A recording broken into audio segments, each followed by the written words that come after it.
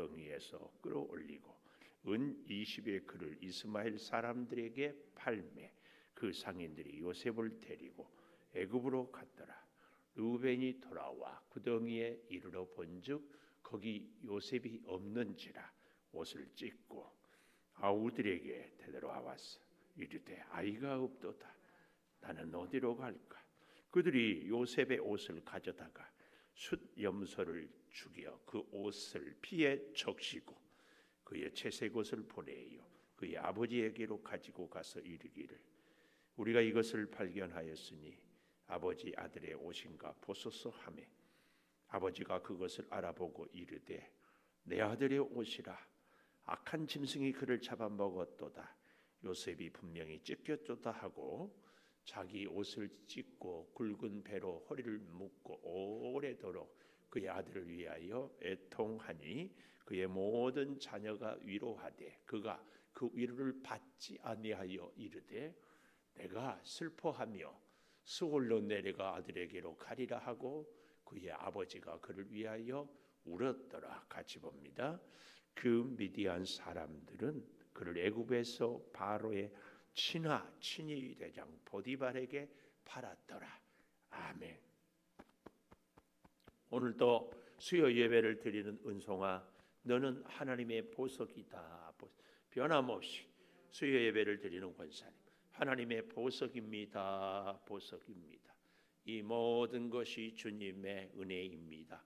아멘. 아멘. 한 가지 꼭 부탁드리는 것은 내일 모레 저녁 8시 쉬지 않는 기도에 많이 목장별로 또 주변에 권면하셔서 꼭 함께 복된 기도, 우리 신앙의 믿음의 기도에 한 단계 업그레이드 시킬 수 있습니다. 가까운 교회 목사님은 자기 식구들하고 교회 성도들하고 참여하겠노라 그러는데 정작 우리 교회 식구들이 이런 기회를 놓치면 너무 아까운 것 같아서 자녀들도 혹은 식구들도 목장 식구들 다 권면하셔서 같이 할 수 있도록. 잘 아시죠? 우리 교회 부흥회 같은 거 잘 안 하는 거. 특별히 뜨겁게 감정을 이렇게 자극하고 이런 부흥회는 아닌데 굉장히 저희가 지금 쭉 해보는데 좋습니다. 귀한 훈련을 우리가 받을 수 있도록 해 주셨으면 참 감사하겠습니다. 저는 오늘 제목을 팔려가는 인생, 팔려가요. 인생이 내가 계획을 세우고 내가 준비하고 내가 노력해서 내가 원하는 삶을 사는 것 얼마나 좋습니까? 그런데 내가 원하는 대로 내가 가고 싶은 대로 살지를 못하고 그것도 끌려가는 정도가 아니라 팔려가요. 뭐예요? 짐승처럼 노예로 팔려가는 그런 인생. 특별히 우리가 오늘 누가 팔려갑니까? 요셉. 채색 옷을 입고 특별히 아버지의 사랑을 받았던 요셉. 형들의 시기와 질투를 받을 정도로 부러움의 대상이었던 요셉이 하루아침에 한순간에 완전히 180도 전혀 달라지는 그런 인생을 사는 것을 봅니다. 그런데요, 구덩이에 던져놓고 우리가 오늘 아침에 본 24절 바로 앞에 채색 옷을 벗기고 구덩이에 던져버린 그 속에 물이 없었다. 참 이걸 뭐라고 해야 될지 불행 중 다행. 만약에 물이 있었다면 그냥 죽었겠죠. 물이 없어서 구덩이에 던져지기는 했는데 아직 죽지는 않아요. 이렇게 던져놓고 그 형들이 하는 그 첫 번째가 뭐예요? 그들이 앉아 음식을 먹다가 26절에 가보면은 유다가 하는 얘기예요. 동생을 죽이고 피를 감추어둔들 무엇이 유익할까? 팔려가는 인생에 있어서 첫째, 무엇이 유익할까? 그러니까 오늘 본문은 요셉에 대하여서 크게 세 사람이 자기 입장에서 얘기를 하고 있어요. 첫 번째로는 유다가 얘기하고, 두 번째로는 30절에 보면은 르우벤이 이야기를 하고요. 마지막 세 번째로는 35절에 야곱이 자기의 심정을 정말 토로한다고 해야 될까요? 폭발한다고 해야 될까?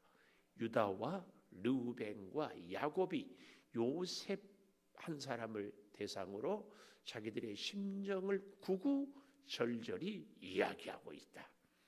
자, 이렇게 되기까지 다시 25절에 보면은 요셉을 채색 옷을 벗기고 구덩이에 던져놓고 그의 형들이 하는 행동, 첫 번째 뭘 하고 있어요? 앉아서 음식을 먹다가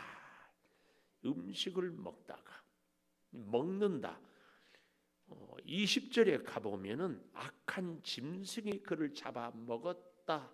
이 20절에 악한 짐승이 잡아먹었다. 또 33절에도 보면은 아버지가요, 하반절에 악한 짐승이 그를 잡아먹었도다. 그러니까 20절과 33절을 오늘 여기 25절과 같이 대비를 하면서 성경은 침묵으로 무언가를 얘기하고 있어요. 그게 뭐예요? 형들이 앉아서 밥을 먹는데 그 형들은 적어도 오늘 본문에서 악한 짐승으로 지금 성경은 고발하고 있어요. 짐승이나 할 짓을, 아니 짐승도 이런 짓은 못할 것인데 그런 일들을 형들이 하고 있다, 그 얘기예요. 여러분, 동생 요셉이 구덩이에서 가만히 있었겠어요? 대성통곡하며 살려달라고 아우성치며 몸부림치고 발버둥치는데 그 비명소리를 듣고 형들은 앉아서 음식을 먹고 있어요. 또 한번 생각해 보면 그 음식은 어쩌면 요셉이 아버지가 주어서 세겜에 가서 없어서 도단까지 어깨에다가 짊어지고 온 그 음식을 그들이 지금 먹고 있다, 이렇게 보는 것이 더 정확합니다. 물론 자기들이 갖고 있는 음식일 수도 있지만 요셉이 가져온 음식은 그동안 먹어보지 못한 음식이니까 그 구미가 당겨서 요셉은 구덩이에 쳐놓고 요셉은 살려달라고 슬피 울고 있는데 그 요셉의 부르짖음이 전혀 들리지 않으니까 음식을 먹고 있어요. 그분이 아니에요. 음식을 먹다가 눈을 들어 본즉 그랬습니다. 눈을 들어 본즉. 사실은 이 형들이 요셉의 비명 소리가 들려야 되고 요셉이 눈에 보여야 되는데 요셉의 부르짖음이 들리지 않고 요셉이 보이지 않고 뭐가 보여요? 미디안 상인들.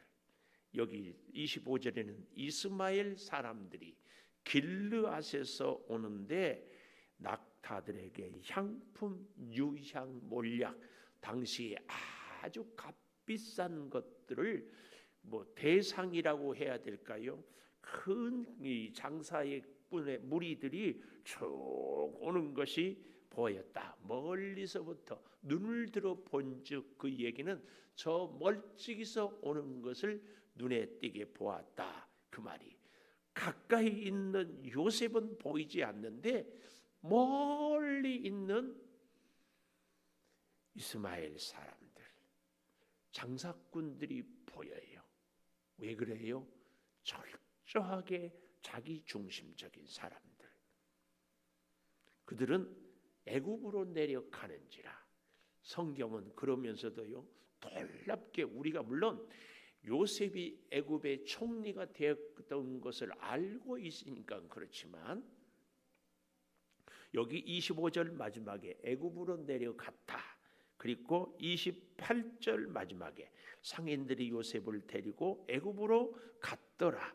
36절에도 미디안 사람들은 그를 애굽에서 바로의 신하 친위 대장 보디팔에게 팔았다. 계속해서 애굽을 강조한다.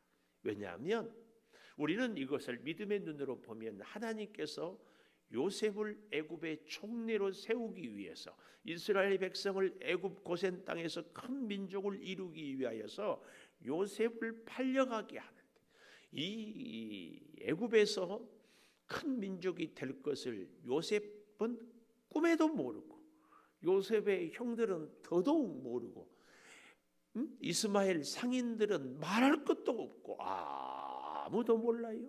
오직 우리 하나님만 마침 그 상인들이 애굽에서 길르앗으로 가는 것이 아니라 길르앗에서 애굽으로 가는 그 상인들을 마치 그때 지나가게 하고 그 상인들을 보게 하고 그 상인들에게 요셉을 팔게 하는 것. 이것은 우리는 정말 결과를 알고 있어서 그렇지만 모르는 거예요. 이제 그런 면에서 우리 인생도요, 내가 계획하고 내가 준비하고 내가 노력하지만 결국은 우리 사람이 다 계획을 세울지라도 그 일을 이루시는 이는 하나님. 꼭 우리는 이 사실을 확인하고 믿고 기다리고 엎드리는 것 정말 필요합니다. 자, 그런데요, 여기서 무엇이 유익할까? 유다가 나타납니다. 26절 마지막에 무엇이 유익할까? 유다가 하는 얘기예요. 자기 형제에게 이르되 우리가 우리 동생을 죽이고 굉장히 유다가 이 형들의 마음을 움직이는데 감성적으로 호소를 하는 거지요. 우리의 동생, 이것은요 굉장히 중요한 것이요. 32절하고 대비해 보면은 우리가 잘 알 수 있어요. 32절 보면 그의 채색 옷을 보내요. 그의 아버지에게로 가지고 가서 이르기를 우리가 이것을 발견하였으니 아버지 아들의 옷인가 보소서. 아버지 아들, 우리 동생이 아니라 아버지 아들의 옷. 그러나 유다는 그 형들에게 요셉은 우리의 동생이다, 이렇게 호소를 합니다. 실제로요, 이 유다는 형제들에게 이때도 붙어서 이미 상당히 영향력이, 다른 말로는 리더십이 있었는 거예요. 그래서 그 형제들을 잘 설득하고 논리적으로 자초지종을 잘 얘기하고, 그래서 그랬는지는 몰라도 유다 지파가 왕의 지파가 되지요. 그래서 여러분, 우리는 진짜 이 기도를 좀 많이 했으면 좋겠어요. 내 주변의 사람들을 하나님의 선한 영향력으로 영향을 끼칠 수 있는 우리 자신이 되게 해달라고. 이 굉장히 저는 중요하다고 봐요. 물론 나 혼자 내 영혼, 내 심령 지키기도 쉽지 않지만 우리 그런 말 있지요. 여자는 약하다, 그러나 어머니는 강하다. 그게 왜 그래요? 어머니가 되고 나면 자녀를 위해서, 자녀를 보호하기 위하여서 물불을 가리지 않는 그 열정, 그게 바로 리더십이고 영향력이에요. 실제로 우리의 능력, 우리의 은혜, 우리의 축복은요, 나 한 사람 복받고 나 한 사람 믿음 지키는 것으로는 별로 나를 지키기가 어렵습니다. 근데 주변의 사람들을 살리고 주변의 사람들에게 선한 영향력을 끼치기 위해서는 굉장한 하나님의 은혜도, 하나님의 능력도 우리에게 심어지는 줄을 믿습니다. 굉장히 중요해요. 그런 면에서 저와 여러분이 이 시대를 살아가는데 내 주변의 사람들에게 유다의 리더십, 유다의 영향력, 이게 꼭 있었으면 좋겠어요. 그래서 유다 지파가 다윗 왕의 지파고 예수 그리스도가 유다 지파를 통하여서 온다는 거예요. 우리가 진짜 하나님의 복을 받으려면요, 그래서 하나님이 만나게 하는 사람들을 하나님께로, 하나님의 뜻을 이루기 위해서 자꾸 살려내는 거, 사실은 그게 내 자신을 지키고 내 자신을 살리는 일이에요. 자, 그래서요, 이 유다를 좀 보십시다. 동생을 죽이고 그의 피를 덮어둔들 무엇이 유익할까? 이것은 반어법이에요. 아무 이익이 우리에게 없다. 그런데 유다의 마음 속에는 뭐가 있었을까요? 이 동생을 살리고자 하는 마음이 있었어요. 살리고자. 이게 여러분 굉장히 중요합니다. 우리가 내 주변의 사람들을 영향을 끼치고 그 사람들에게 리더십을 발휘하기 위해서는 이 정신이 기본이에요. 무슨 정신? 그 사람을 살리려고, 그 사람을 잘되게 하려고, 그 사람을 도와주려고 할 때 우리의 리더십이 발휘를 해요. 근데 우리가 그 사람을 이용하려고 하면은 결코 우리의 영향력을, 리더십은 발휘가 되지 않습니다. 오늘날 많은 정치인들이 많은 국민을 위한다고 하는데 지나고 보면 다 알잖아요. 다 알아요. 그래서 우리나라의 정치인들이 좋은 얘기를 못 듣는 겁니다. 우리 예수 믿는 사람들은요, 예수님이 우리를 위해서 죽으셨어요. 그래서요, 우리는 그 예수님을 본받아서 자꾸 우리 주변의 사람들을 살리는 아름다운 삶을 꼭 살아야 돼요. 놀라운 것은 내 주변의 사람들을 살리고자 할 때 우리의 리더십이, 영향력이 잘 끼치게 되고, 더 놀라운 것은 그럴 때 진짜 우리가 복을 받고 삽니다. 살아. 우리 목회도요, 본인의 능력도 참 중요하지만 멋진 목사님들은요, 주변의 목사님들을 목회를 잘할 수 있도록, 혹은 심어준다고 그러죠. 목회할 수 있는 자리가 나면은 후배나 동료들을 잘 심어서 목회를 잘할 수 있도록 해주는 목사님이 힘이 있어요. 그 목사님 옆에 가면 다 우리도 살 수 있고 클 수 있고 지혜가 임할 수 있다. 굉장히 중요해요. 굉장히. 그래서 여러분도 저도 꼭 그 기도 제목을 갖기를 원해요. 유다처럼 나를 만나는 사람, 내 곁에 있는 사람은 하나님께서 내게 주신 은혜로 자꾸 살고 커지고 복을 받고 힘을 얻게 해 주십시오. 하나님, 나는 그에게 힘을 주고, 하나님, 나는 그에게 지혜를 주고, 하나님, 나는 그에게 도움을 줄 수 있는 사람이 되게 해 주십시오. 이게 리더십이요. 이게 영향력입니다. 우리는 이런 사람이 돼야 돼요. 이것은요, 능력이 있다고 되는 것이 아닙니다. 돈이 많다고 되는 것도 아니에요. 딱 하나예요. 유다가 요셉을 살리려고 한 것처럼. 근데 그 생명을 살리는 것은요, 절대로 꼭 기억하십시오. 우리 개인의 능력이 아니라 위로부터 주시는 하나님의 은혜가 있어야 가능합니다. 다른 말로 얘기해 볼까요? 하나님의 은혜가 있는 사람은 반드시 다른 사람을 살리는 사람입니다. 왜요? 은혜는 우리를 살게 하는 것이기 때문에 그렇습니다. 하나님의 은혜가 있다. 이 말은 나도 살고 너도 살고 다 함께 살게 하는 것이 하나님의 은혜입니다. 그래서 성경을 잘 보십시오. 은혜가 충만하는 곳에는 생명이 살아요, 교회가 살아요, 민족이 살아요. 은혜가 없는 곳에는 생명이 죽어요, 민족이 죽어요, 만나는 사람들이 다 죽어요. 하나님의 은혜는 생명을 살리는 것이다. 유다를 우리가 오늘 밤에 묵상하면서 꼭 기억할 얘기입니다. 그래서요, 여기 보십시오. 27절. 자, 이 말은 무슨 말이라고요? 긴박성을 갖고 반드시, 지금 절호의 찬스다, 이 말이라고 오늘 아침에 하지 않았어요?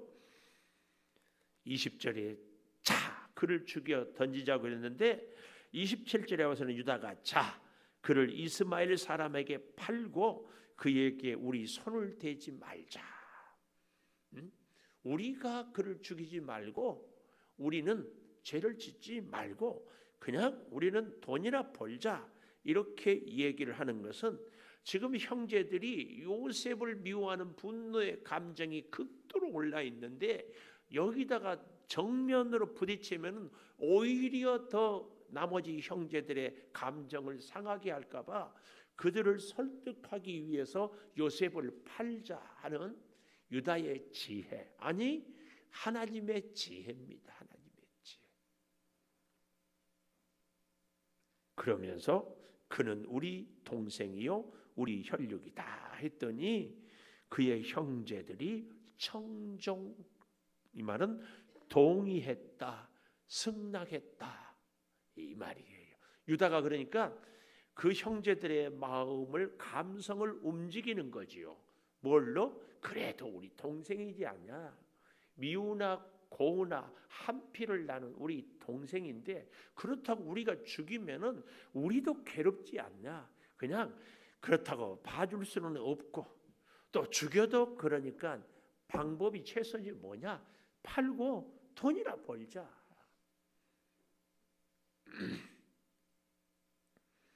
그렇습니다. 그래서 형들이 요셉을 구덩이에서 끌어올려요. 영적인 의미에서는 예수 그리스도가 십자가에서 죽으시고 사흘 만에 부활한, 그리고 은 20에 그를 이스마엘 사람들에게 팔매, 예수님은 은 30, 요셉은 은 20. 왜요? 20세까지는 당시에 노예의 몸값이 은 20, 20세에서 30세 혹은 35세까지는 성인 성인 남자로 보아서 은 30. 근데 요셉은 17살이니까 은 20에 파는 거예요. 그래서 이스마엘 사람들에게 팔매 그 상인들이 요셉을 데리고 애굽으로 갔다. 우리는 이런 표현을 이렇게 할 수 있어야 됩니다. 상인들이 데리고 애굽으로 갔다 아니라 하나님이 요셉을 이끌고 갔다. 마치 바울이 로마로 가는데 어떻게 해요? 로마의 군인들이 바울을 호위하고 가잖아요. 살인 결사대 40명이 결의를 하거든요. 바울을 죽이기 전에는 우리가 먹지도 말고 마시지도 말자. 만약에 이 바울이 죄인의 몸이 아니면 로마 군인이 바울을 호위할 수가 없어요. 필요가 없어요. 그러니까 죄수의 몸으로 가는 것이 어때요? 바울이 보호받는 거예요. 요셉도요, 애굽의 총리가 되기 위해서 우리나라로 말하면 저같이 저 땅끝 마을에 태어난 그 우리 형님 세대, 윗세대들이 시골에서 먹고 살 것이 없으니까 다 도시로, 서울로 뭐 중학교, 고등학교만 졸업하면은 그냥 야간 열차에 목포 행화행 열차 몸을 싣고 이렇게 오고 그렇게 가는. 요셉이 혼자서 내가 애굽에 가서 출세해야 되겠다. 그러면은요, 그는 애굽에 가기 전에 악한 짐승 혹은 강도 혹은 어떻게 될지 몰라요. 근데 노예로 끌려가니까 상인들이 요셉을 비싼 값에 팔기 위해서 보호하고 굶어 죽지 않게 먹이고 그리고 데리고 가는 겁니다. 요셉이 원해서 가는 길이 아닌데 거기에 하나님의 섭리가 있다. 우리 인생도 그렇죠? 정말 그렇습니다. 내가 원하는 삶이 아닌데 거기에 하나님의 인도와 섭리가 있습니다. 여기에. 우리는 몰라요. 요셉이 어떻게 알겠어요? 그저 아버지 얼굴 보지 못하고 형들이 원망스럽고 눈물이 범벅이 되어서 흙먼지에 몰골이 많이 아니겠죠? 채색 옷은 이미 벗겨지고 노예로 제마 제대로 옷이나 입었을까 싶어요. 처지가 하루아침에 부잣집 도련님에서 천덕꾸러기 노예, 팔려가는 노예. 우리 인생도 나름대로 자존심도 있었고 귀한 집의 자녀로, 귀한 집의 사람으로 살다가 땅바닥에 내 동댕이 쳐지는 그런 모습이죠. 끌려가는 인생입니다. 팔려가는 인생이에요. 두 번째로 르우벤이 얘기해요. 30절에 보십시오. 아우들에게로 돌아왔어 이르되 아이가 없도다. 두 번째, 아이가 없도다. 르우벤이 성경은 이야기하고 있지 않지만 어디를 갔는지 유다와 형제들이 요셉을 파는 그 자리에 없었어요. 순서를 정해서 양을 돌보는 당번이 되어서인지, 혹은 개인적인 볼일이 있었는지, 혹은 몸이 불편해서 잠시 쉬었던지 이유는 알 수 없는데 이 결정적인 순간에 르우벤은 그 자리에 없었다, 그 얘기예요. 그런데 그 르우벤이 29절 보십시오. 돌아와 구덩이에 이르러 본즉 거기 요셉이 없는지라, 이렇게 말씀하고 있습니다. 아까 우리가 쭉 보았는데 아침에 보았던 22절에 보십시오. 르우벤이 또 그들에게 이르되 피를 흘리지 말라, 그를 광야 그 구덩이에 던지고 손을 그에게 대지 말라 하니 이는 그가 요셉을 그들의 손에서 구출하여 그의 아버지에게로 돌려보내려 함이 어떠라. 이스라엘이나 우리나라요, 굉장히 가문을, 혈통을 중요시하는 그런 민족인데요, 그런 민족일수록 아버지가 없으면 늘 누가 아버지 역할을 하는가 하면은 장남이에요. 장남. 르우벤은 실수가 있었음에도 불구하고 아버지가 없는 형제들 가운데 장남의 역할을 하는 거예요. 아버지의 마음을. 그래서 미우나 고우나 그래도 요셉은 형제이기 때문에 죽여서는 안 된다는 그 마음이 있어서 그렇게 제안을 하고 구덩이에 던져 놓았습니다. 그래서 그는 오늘 29절에 돌아오자마자 구덩이에 이르러 본즉 거기 요셉이 없었다. 그래서 옷을 찢었다, 이 말은요 극도의 슬픔, 비통함을 표현하는 것이 옷을 찢었어요. 그리고 아우들에게로 되돌아와서 이르되 아이가 없도다. 나는 어디로 갈까? 내가 이제 앞으로 어떻게 살 것인가? 내가 이제 앞으로 어떻게 할 것인가? 아버지 얼굴을 어떻게 볼 것인가? 탄식하고 있는 겁니다. 제가 그런 말씀을 드렸죠. 르우벤이 실수는 했어도 본받아야 할 점이 있다고. 어떤 사람이든지 극단적으로 우리가 보면 안 된다. 사실은요, 그게 우리의 지혜예요. 지금 우리 서울 강북노회에 부노회장 목사님이 두 분이 나왔는데 이 목사님도 저하고 가깝고 저 목사님도 저하고 가까워요. 그래서 저를 자꾸 찾아와요. 목사님 도와주십시오. 근데 이제 투표를 해보면은요, 불과 몇 표 차로 당락이 결정이 되거든요. 근데 참 그래도 우리 목사님들이 감사한 게 자기를 반대하는 목사님들에 대해서도 부정적인 표현들을 해주지 않아서 참 감사해요. 자기를 아니고 다른 사람을 찍을 줄을 알지만 그런 표현을 하더라고요. 그래도 저는 우리 고남영 목사님을 믿어요.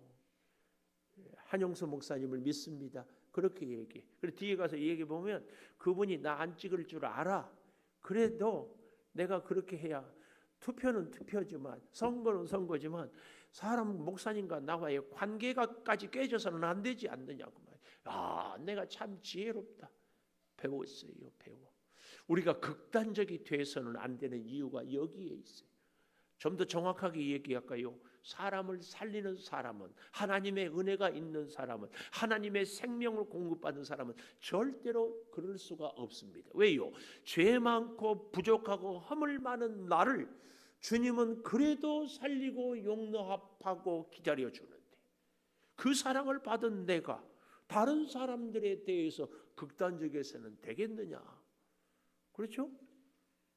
꼭 기억해야 됩니다. 르우벤은 그래서요, 나는 어디로 갈까? 내가 할 수 있는 일이 없다. 그러면서도 르우벤의 한계가 뭐예요? 침묵하거든요. 염소의 피를 요셉의 옷에 적시자 할 때 그 형제들과 같이 동화되어서 침묵해요. 살리려고 했지만 자기 능력의 한계 밖의 일이었다. 그래서 그 다음부터는 다른 형제들과 똑같이 행동하는 것입니다.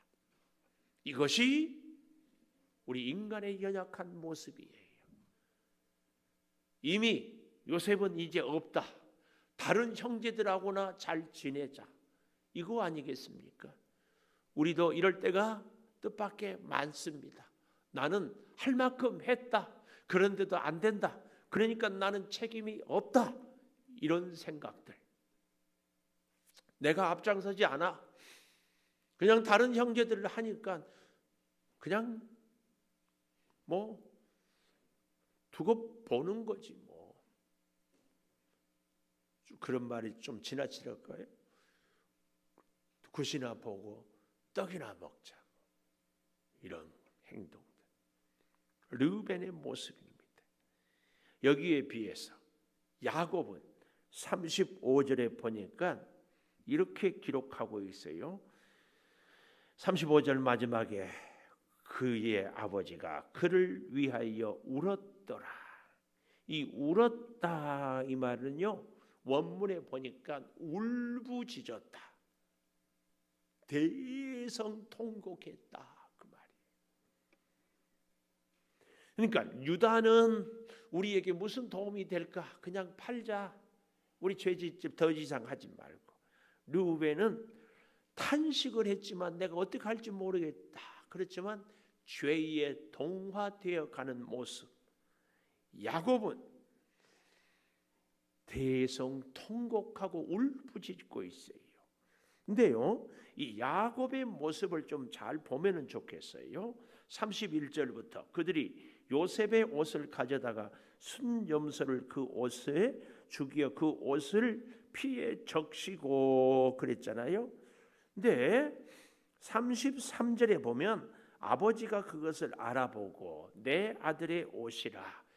아버지는 누구보다도 이 채색 옷을, 요셉의 옷을 가장 잘 아는 사람입니다. 왜요?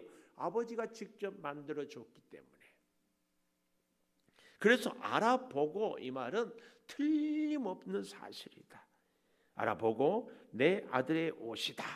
그러면서요, 악한 짐승이 그를 잡아먹었도다. 요셉이 분명히 찢겼도다. 요 얘기. 아까 31절에서 형들은 숫염소를 잡아 그 피를 옷에 적시기만 했다고 그랬는데 33절에 야곱은 요셉이 분명히 찢겼도다. 이 얘기는 피 적셔진 채색 옷을 입고 야곱이 너무나 충격을 먹고 놀래가지고 이 상상 속에서 그냥 옷이 갈기갈기 찢겨지도록 야곱이 참혹하게 짐승에게 죽임을 당했다. 그러니까 요셉의 죽음 앞에 사리 분별을 제대로 못할 정도의 극도의 감정이 지금 누구에게? 이 야곱에게 있다. 그 얘기입니다. 그래서 이 지극한 과장법이죠. 과장법. 그래서 자기 옷을 찢고 굵은 배로 허리를 묶고 오래도록 그의 아들을 위하여 애통하니, 이 말이에요. 자기 옷을 찢고 굵은 배로 허리를 묶었다. 이 말은요, 극도의 슬픔을 표현하는 겁니다. 근데 여기 오래도록 이 말은 하루 그리고 또 하루 몇 날 며칠 우리로 말하면은 3년 혹은 그 이상 정말 요셉 때문에 야곱이 식음을 전폐하고 그렇게 슬피 울었다 그 말입니다. 오래도록 그의 아들을 위하여 애통하니. 그럴 때 참 또 재밌는 말이요. 여기 35절에 보면 그의 모든 자녀가 위로하되 자녀가 위로하되 이 히브리어로 주석을 보니까 이 아들들은 히브리어로 빠나이유 복수예요. 복수. 그리고요 여자 딸들도요 빼노하지우 해가지고 복수 딸들. 그래서 이걸 보면 야곱에게 우리는 지금까지 딸 디나 한 명만 있는 것으로 아는데 성경은 항상 대표적인 사람 이름만 얘기할 뿐이고 실제로는 많은 사람들. 그래서 오늘 여기 자녀 이 말은 아들들과 딸들이 야곱을 위로하되 그 얘기입니다. 그 얘기. 그래서 여러분 우리는 비록 이름은 야곱의 딸 디나 한 딸만 알지만 성경의 여러 문맥을 보면은 분명히 다른 딸들도 있었다. 이것을 우리는 알 수 있습니다. 그러나 어쨌든 그 모든 자녀들이 위로를 하되 위로를 받지 아니하려고 슬퍼하며 스올로 내려가 아들에게로 가리라. 이 시편 이사야 38장 16절에 보면은 이 스올은 하나님으로부터 아주 멀어진 곳. 그러나 또한 사무엘상 2장 4절에 보면 그곳도 사실은 하나님의 손이 미치는 곳. 그러니까 스올까지 깊은 곳이라도 내가 내 아들 요셉이 있는 곳에는 가리라 하는 이 처절한 야곱의 통곡의 음성이다. 그 말씀을 우리는 기억해야 됩니다. 그래서 스올로 내려가 아들에게로 가리라 하고 그가 울었다 그 말입니다. 여기서 우리는 또 한 가지 참 그냥 지나칠 수 없는 것이 뭐예요? 그의 아들들과 딸들이 위로했다. 이 얼마나 가증스러워요? 요셉을 팔아놓고 죽었다고, 짐승에 찢겨 죽었다고 그러면서 아버지 그만 우세요, 아버지 몸 상해요, 이렇게 위로하는 그 아들들의 가증스러움 우리는 충분히 볼 수 있죠. 여러분, 이런 모습들을 과연 우리에게는 어떤 교훈을 주는가? 하나님의 은혜가 떠나가는 사람들에게는 이렇게 사람으로서는 상상할 수 없는 일들. 근데 기가 막힌 것은 저와 여러분도 하나님의 은혜가 없으면 얼마든지 동생을 구덩이에 던져놓고 동생이 가져온 음식을 먹다가 팔아버리고 아버지를 속여놓고 또 가증스럽게 위로한답시고 하는 것. 근데 또 한 가지 우리가 여기서 우리가 그냥 지나갈 수 없는 것이 뭐예요? 야곱이 아버지를 형을 에서의 옷으로 속였잖아요. 속여. 그러니까 여기서 아들 요셉의 옷으로 또 자기가 속임을 당하고 있어요. 당하고 있어요. 하나님의 섭리, 하나님의 역사는 이렇게 무서울 정도로 정확하고 치밀하게 우리에게 교훈을 하고 있어요. 마지막이요. 36절에 보면 그 미디안 사람들은 그를 애굽에서 바로의 신하치 대장 보디발에게 팔았다 그 말이었습니다. 여기 이 신하란 말이 참 재밌어요. 히브리어로 세리스라 이 말인데요. 이 말은요 의미가 이런 의미가 있어요. 거세하다. 우리로 말하면 내시. 근데 39장 7절 한번 가볼까요? 39장 7절에 그 후에 그의 주인의 아내가 요셉에게 눈짓하다가 동침하니. 우리 광적의 저 효촌이라는 동네가 옛날에 내시 마을이었대요. 그런데 그 사람들은요 어떻게 가문을 이어가냐면은 늘 뭘 해서요? 양자를 얻어다가 양자로 하여금 가문을 잇게 하고. 근데 그 비밀을 아십니까? 내시임에도 불구하고 왕의 총애를 받는 사람들은 아내를 얻을 수가 있었대. 그러니까 부부 생활을 하지 못해도 가정을 이렇게 이룰 수 있도록. 아마 보디발도 바로의 신임을 두텁게 입었기 때문에 그렇게 아내를 얻고 가정을 꾸리면서 살아가지 않았을까? 그래서 어쩌면 이 보디발의 아내가 요셉을 그렇게 집요하게 유혹하지 않았나 그 얘기입니다. 그런데 여기 보십시다. 신하라 이 말은 네시라는 얘기인데요. 친위대장 이 말은요 사형을 집행할 수 있는 권리, 다른 말로 또 한 가지는 바로의 경호대장, 최측근에서 늘 바로를 보호하고 바로가 어디 갈 때마다 늘 함께하는 이런 사람을 친위대장. 그러니까 여기 본문을 잘 보십시오. 그를 애굽에서 바로의 친위대장 이렇게 얘기하지 않고 신하란 말을 첨가해서 내시임에도 불구하고 가장 가까이 바로를 보좌하는 친위대장 보디발 이렇게 우리를 얘기를 하면서 하필이면 바로의 최측근의 종으로 팔려가게 하는 하나님의 섭리, 얼마든지 그의 많은 노예들이 이곳저곳에 다 팔려가고 갈 수 있는데 이렇게 역사하는 하나님, 우리의 발걸음 한 걸음 한 걸음에도 하나님의 인도하심은 꼭 있다. 자, 우리 피아노 반주에 맞추어서 우리 같이 기도하십시다. 하나님 앞에서 르우벤의 모습을, 유다의 모습을, 야곱의 모습을, 그러나 하나님께서 어떻게 요셉을 인도해 가는지 한 걸음 한 걸음 한치의 오차 없이 이끌어 가신 하나님의 그 섭리, 그 역사가 우리의 삶에도 그대로 이루어지는 줄을 믿습니다. 아버지 하나님, 우리 인생은 팔려가는 인생이 아닙니까?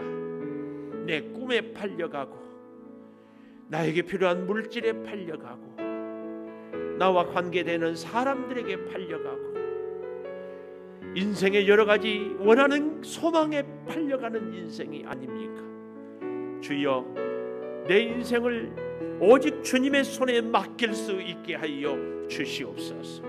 힘들고 어려운 시대를 살아갈지라도 아버지, 우리에게 진정 유익함은 주님 한 분임을 기억하게 하여 주시옵소서. 동생을 구덩이에 던져놓고도 양심의 가책도 없이 음식을 먹고 지내는 형들의 모습이 아니라 그래도 그 동생을 살리고자 하는 유다의 그 마음, 우리에게 진정한 리더십은 사람을 살리고 사람을 돕고 사람을 세우는데 시작되는 것을 기억하며 주여, 오늘 우리에게 진정한 하나님 예수 그리스도의 영적인 리더십이 임하게 하여 주시옵소서. 있어야 할 자리에 있지 못함으로 르우벤이 심히 통곡합니다. 아버지, 야곱은 위로를 거절하고 통곡합니다. 주여, 그리함에도 불구하고 하나님은 한치 오차 없이 요셉을 한 걸음 한 걸음 애굽으로 친위대장 보디발의 집으로 이끌어 가고, 그래서 결국은 그가 하나님께 쓰임받게 되는 것을 봅니다. 내 아버지 하나님, 우리 인생이 내 뜻이 아니고 내 계획이 아니고 내 방법이 아니고 하나님의 손에 붙잡히고 하나님의 손을 따라서 하나님의 손에 인도하심으로 하나님과 함께 하나님의 모든 은혜와 능력과 인도하심을 따라 살아가게 하여 주시옵소서. 주여, 믿습니다. 역사하여 주시옵소서. 지금은 우리 주 예수 그리스도의 은혜와 아버지 하나님의 무한하신 사랑과 성령의 감동하심이 영원토록 함께 하시옵기를 간절히 축원하옵나이다. 아멘.